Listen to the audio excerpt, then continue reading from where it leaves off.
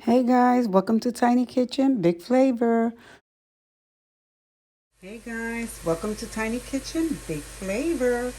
Remember the video I made about the kielbasa puree and where I also steamed some Japanese sweet potato known as batata to us, and I decided not to use the batata after I had steamed them. Going to steam these Japanese, known as Japanese sweet potato. We call them batata where I'm from.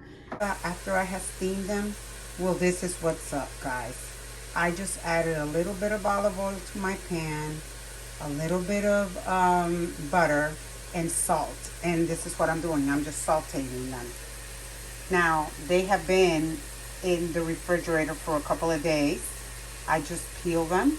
And as you can see, this is what I am getting. I'm going to pair this up with some mixed veggies, you see here, and some pork steaks that I have here wrapped in bacon. And that is going to be dinner, you guys.